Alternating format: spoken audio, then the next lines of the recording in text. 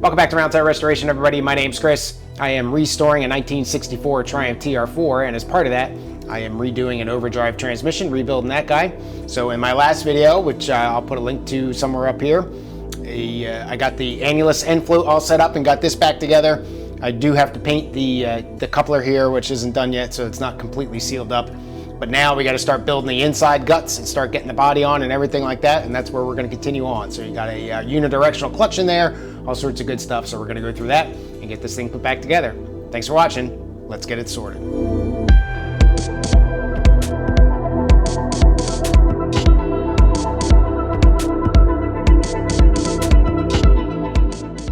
So like I said, you got a bunch of pieces here. You got this little ring that's can be a little bit pain in the rear because it only goes in one direction. So in the cage, you got a little hole, and on the ratchet paw, you've got a hole. So on this piece, you've got the longer piece that comes out here. And I know, I'm sorry, I'm not in that camera real well, but you got this longer piece that comes out and a short little nub piece. The longer piece goes in the ratchet paw, and the short piece goes in the cage.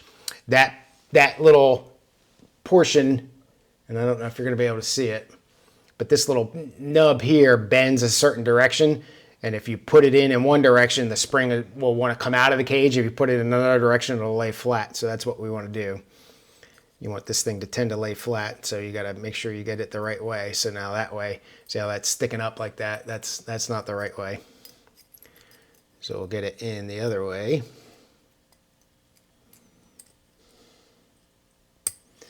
All right, there we go. And then that will sit all the way in the top of the cage there and get out of the way of the roller bearings. But now we've got to engage the ratchet paw. So I'll try to fish it into the hole there. All right, and that's pretty easy. Now also, as this ratchet paw fits in the housing in only one way, you can see these tabs here that are sticking out, and there's grooves in the ratchet paw, and you just got to turn it just a little bit. Doesn't take a whole lot, but you got to turn it. So now that thing's kind of under tension and it wants to spin back out. I don't want that to happen while I put the roller bearings in. So what I'm going to do is go get a little clamp this to the table, and then be able to put the balls in there, the bearings in there. Got the rubber band on there. I'll go ahead and clamp this guy down. And the clamp's it's just there to help me out. And we'll just start feeding the roller bearings in there. All right, and the Greasy Hands Garage cheat sheet tells you to use a little screwdriver to move the rubber band out of the way, so I'm going to go grab one of those. Definitely will be easier.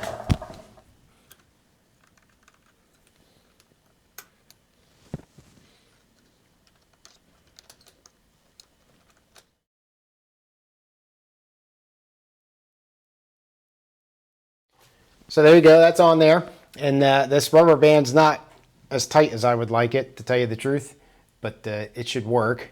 So now I got to put the thrust washer into the annulus and then drop this down and then just get the rubber band out. All right, a little bit of oil in here. And this thrust washer is not directional at all.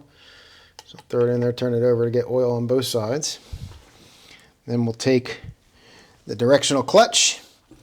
Hopefully it doesn't come apart on me.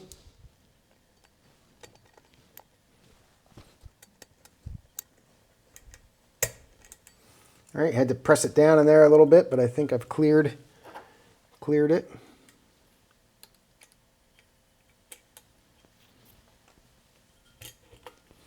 And there it is. Beauty. So it spins that way, but I can't spin it the other way.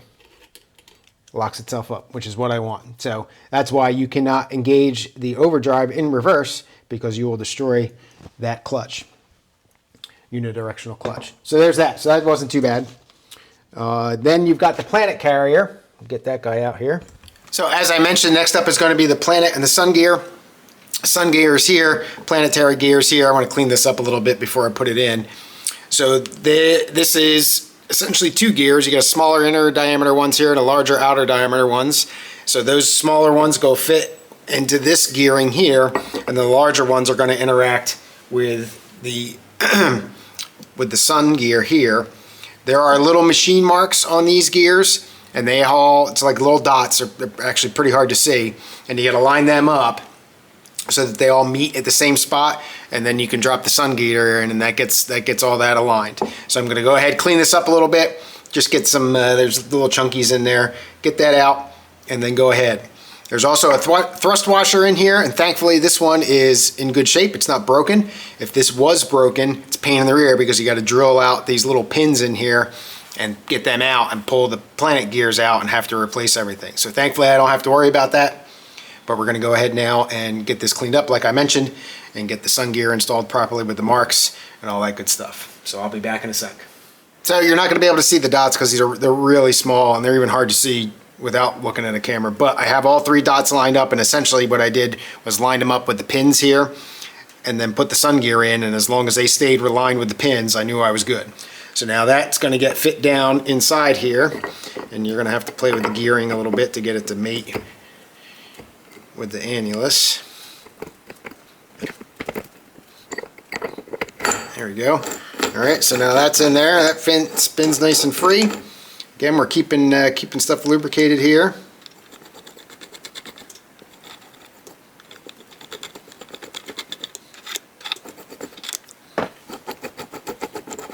So now that I got the sun gear and the planet gears all set up, what the workshop manual tells you to do is get a washer of known thickness, which I have a washer out of the gearbox itself, but when you put this thing together, you put that rear housing on, and the washer doesn't fit. You got this recess in here where that other thrust washer is, and that guy does not fit in there. The spacer and the thrust washer that are made for it do fit in there, and they just barely stick out. A little proud of where that is. Sorry, I'm off camera a little bit there. So I want to try to get this thing on here as good as I can. So I think what I'm going to do is use the old thrust washer that's in 1,000 pieces, put a little bit of oil here and sort of give me a little bit of stickiness, and just use that anyway. So the difference in thickness between the brand new thrust washer that I got and the old one is about 1,000th. So I don't really expect, I don't expect a significant change in the spec on this. I expect this end float to come out fine, assuming it was put together in the first place okay. So I'm not incredibly concerned. But the other thing too is I'm using the shaft from the Overdrive as my dummy shaft, and the dummy shaft does not clear that housing completely. So I'm going to have to put this all kind of together and then put the dummy shaft in so that it'll hold those bearings in place. I think that's why you do that. So let's go ahead and we'll get this thing oiled up here. Get a little bit of stickiness to it.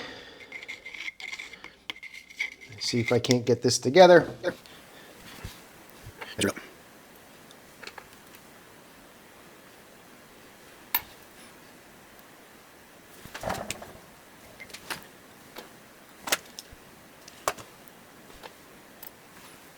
All right, and then the brake ring goes in there. The brake ring's got a pretty tight fit coming in here. So you need to make sure that it's fully seated, but you might have to take a little hammer to it. So make sure that that's all good. Now the housing goes on. All right, and you can kind of see in there where the bearings are fitting. I'll see if I can get you a close-up of that. All right, so I don't know how well you can see in there, but probably not very well. But the bearings are all kind of stacked up, which is good. Now I can just take the bolts here, the 4 bolts, and just get them snugged up. You want this thing to fit, as flat as you can, so that when you go to put the feeler gauges in there, you get a valid measurement. All right, sorry I had a little phone call there, but now I did put the dummy shaft in, and what that's allowing is it's allowing this housing to sit nice and flat. So that's these gears here are just interfering with that thrust washer, and that's as far as it'll go. So if I push down on that, that's really centering that thing up. So I got a halfway decent sized gap here. And the spec is as high as 14 thousandths, I think. All right, that's a pretty good drag. That's a pretty good drag. So I've got a 25, a 26, and a 28 feeler gauge here. And my washer of known thickness. It was 89.5 thousandths. So we'll take the 89.5 thousandths and we'll subtract out the 3 feeler gauges. And I'm getting 10.5 thousandths, and the spec is 8 to 14. So I'm going to stick with that. I'm confident because of the small difference that I have in the original thrust washer and the new one, because the original one was broken, and the fact that this seems to check out, and the fact that I'm going to assume that it was properly set. I didn't really have any evidence that this thing was taken apart at any point, either the gearbox or the overdrive. I'm confident that my measurements are accurate enough, and I'm going to move on from there. So we'll get this thing kind of taken back apart and then continue down the path. So when I did the end float of the sun gear and all that kind of stuff, I had used that spacer that I had found from the interior of the gearbox itself, if you remember, and I said it was a little too big to fit in here, so you had to flop the direction. A better option is the spacers that I was using when I was setting the annulus end float, and I forgot that I had a bunch of these, and they fit. They're a little bit smaller, but they are the same diameter as the shaft. So that's a better, if you've got a couple of those lying around, that's a better option to use there, vice what I showed you earlier. So the next step is to put the oil pump back in that goes in this cavity of the housing here.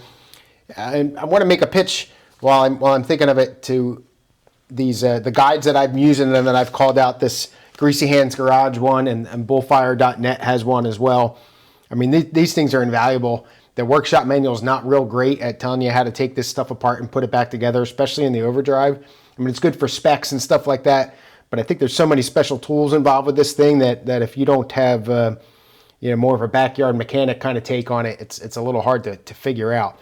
So there's a lot of tips and tricks in these guides that you just are not going to get from the workshop manual. So I really recommend trying to go and find those if you're attempting to conduct what I am. So case in point here, this oil pump fits down in here. It needs to be pressed in.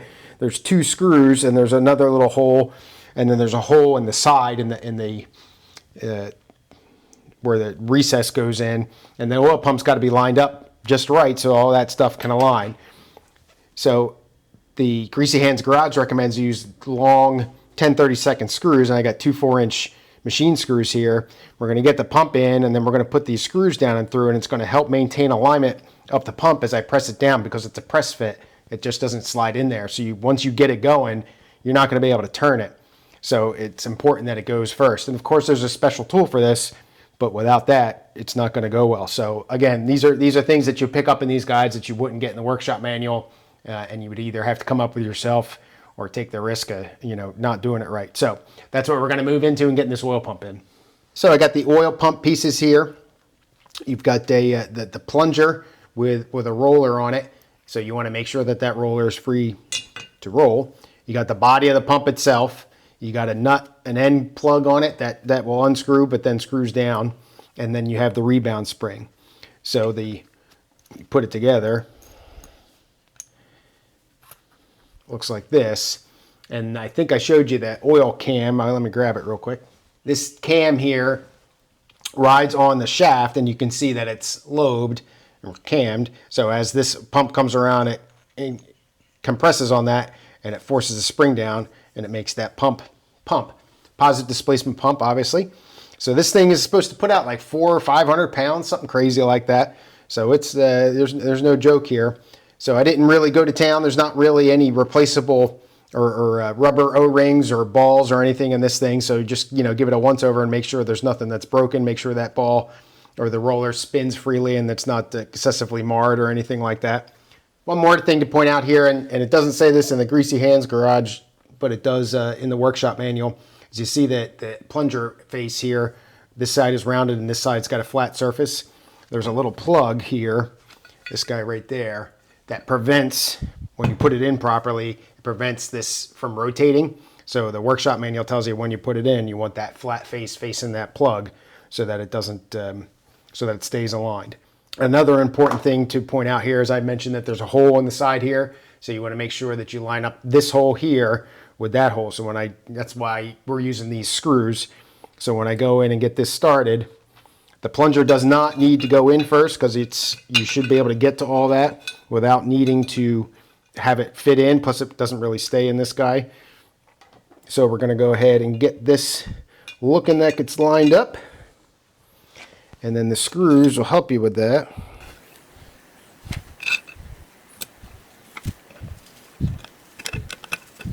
Again, an aluminum case here with little itty bitty threads. So you want to make sure that you're getting everything in there properly. You're not cross-threading anything. All right, I'd like to have that turned just a little bit. All right, so that feels pretty good. So now I'm going to take this over to the press and just press it in. That's it. So real quick correction here. I mentioned that this plunger can go in anytime. So I got this kind of started and I just wanted to make sure that that was true.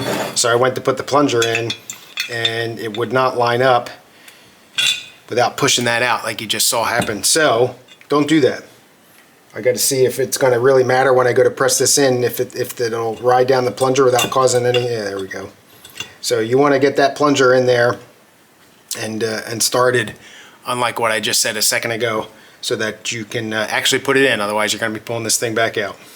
So a bit of a challenge here, right? I've got the press, and I want to press on this, not on the screws. So what I'm going to use ultimately, I think, is this 1/2 inch extension here, but I got to get the drill press set up height-wise properly. So I'm going to start with this metal block here just to get the thing going. And conveniently, there's a little flat section here of the housing, so that kind of helps stabilize it a little bit. So let me get this thing lined up here. We'll start pressing it with this, and again, remember, make sure that plunger's in there. And I'm going to be checking on that periodically to make sure I'm not pinching that or anything as I push this body down. I don't want the plunger to also push down and maybe hit the aluminum or get bent or something like that.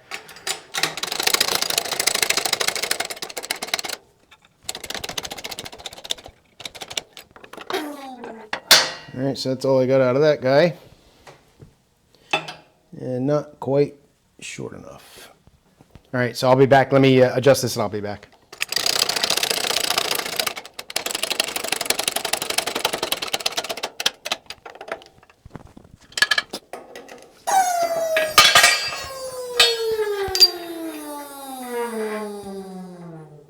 It's like a slow death. All right, that's in there. I'll bring it back over to the workbench to show you. Back over to the workbench, everything went fine over there. As I showed you, you can see here that plunger doesn't have a whole lot of motion, but that's enough. This spring is pretty well compressed now, so it's not incredibly easy to push it. The cam, like I showed you, is going to come in and ride right here. So as that cam spins, it's going to lift that plunger up when it gets to the point where the cam is high, and that's going to provide that pumping action. So now these two adjustment or alignment screws, they can come out. And then the two original screws, little screws with little lock washers on them, they can go in. And that's that. So now the next step in the Greasy Hands Garage guide is to go ahead and mate this case to the annulus case. Unfortunately, however, I don't have the studs and nuts and all that kind of stuff zinc plated. I haven't done that yet, and I'm not prepared really to do it right now. So I'm going to flip through the guide a little bit and see if there's anything I can knock out in the interim. And if not, then I'll have to stop here and move on to that. So it's been several days, but I got all the hardware, at least most of it so far, zinc plated. Zinc plating's going okay. I'm still not incredibly crazy about it, but it's okay. Next up is going to essentially be to put the housing on this and get that fit down. So I've got 4 smaller studs that I'm going to put here, 2 larger studs that will go in after that goes on. Don't want to forget your thrust washer and your spacer in here. If you remember in the last little part, I measured those up and measured the clearance on the braking ring here. And we've got our sliding clutch that is also going to go in. So the first thing we'll do is we're going to get these little studs in here and get them secure. So next up, after the studs are in there, you want to put the sliding clutch in. You can disassemble this. There's a snap ring in here, and you can remove this where all the sliding springs and everything go. I chose not to take it apart. 1, the bearing feels pretty good. 2, it's a pretty big snap ring, and my snap ring pliers are struggling with it. And you got to press it on and press it off, and I just didn't want to play that game, and I don't have any concerns for it. So I cleaned it up as best as I could. But you got to put that on first because of the way that the brake ring goes, and you also have to this gear here has got teeth on it, so you want to make sure that you line the teeth up so it actually fits in there. All right, so that goes on like that. Again, you don't want to forget your bearings here, but not quite yet. Now the braking ring can go on, and the braking ring is beveled. So the way that it goes on is the larger diameter is on the bottom, at least in reference to the way I've got it set up here, and the smaller diameter is on top, right? And as that clutch, that sliding clutch comes up, it's going to engage that braking ring. So it's also a little bit of an interference fit here. So when you get it down and get it kind of seated, get it relatively evened up, knock it down with your hands might not be enough. Might have to use a hammer, and I'm going to use a piece of wood as well. So you just want to make sure that's seated all around. And again, I'm just kind of checking to make sure that I've got freedom of movement. And as that sliding clutch would come up, it's going to engage that braking ring, and it would stop it. All right. So that's why it's important that you have the orientation right.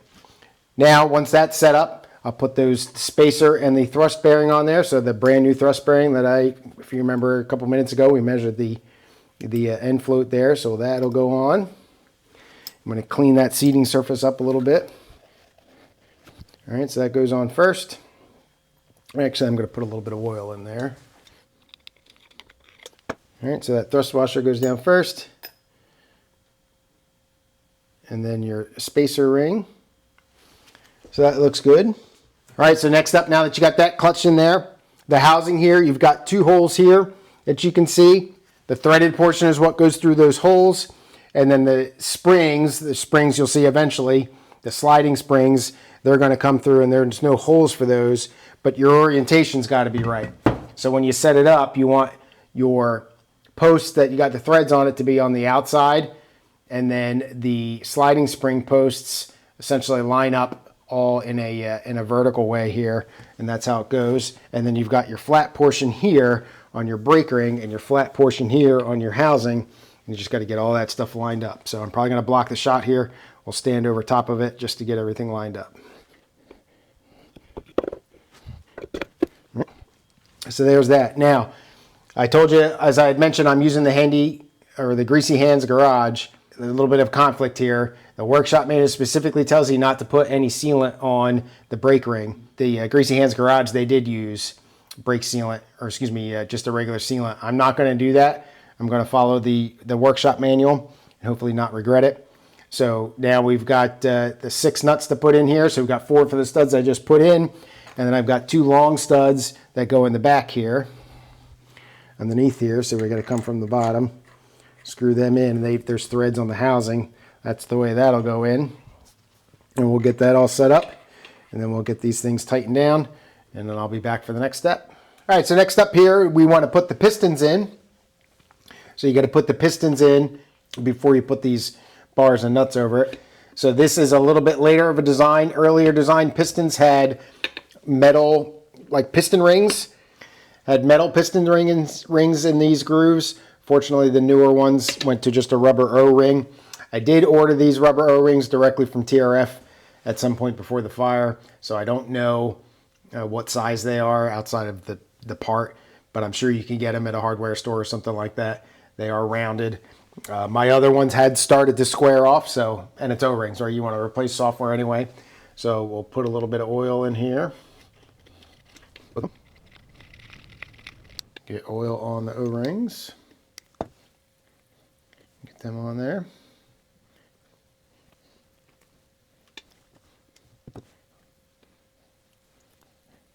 All right, I'm going to put a little bit of oil inside the chambers here and running around just to make it a little easier to get this stuff in here. A little bit of oil on the pistons themselves.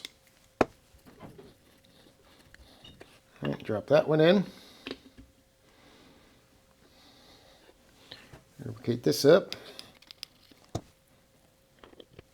All right, so now those are in there. Now the bars. Now these bars you probably won't be able to see it unless I get it in the light just right.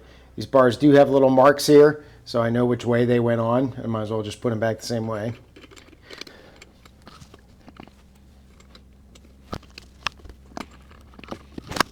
And of course they're being a pain in the rear. So since I went with nylock nuts instead of replacing the old ones, go ahead and get those on there. And I will grab the appropriate wrench and tighten them down, and then that'll be that done. So I don't know if I heard any of you yelling at me or screaming or whatever, but I've got the shaft in there now, and it's called the dummy shaft for a reason, because me being a dummy forgot to put it in. So essentially it works much like a clutch alignment tool where you gotta get the gears down inside lined up. So it obviously didn't work real well when I didn't have it in there and stuff wasn't lined up. But now it's fully seated, you can see it. I can only turn it in one direction, so I know the directional clutch is working for me. So thankfully I didn't have to do a whole lot of disassembly, so it's not too bad, but we're just gonna go ahead and put it back together now. Get that like that. Get the brake ring down. And get that seated again. So now I'm gonna have to take, because of this guy, I'm gonna have to take the dummy shaft out now, which is fine. I don't see necessarily why I need to keep it in there, because now it's aligned. So we'll take this out, put the housing back on, and then I'll probably put it in just in an abundance of caution to make sure that I'm not going to lose control here.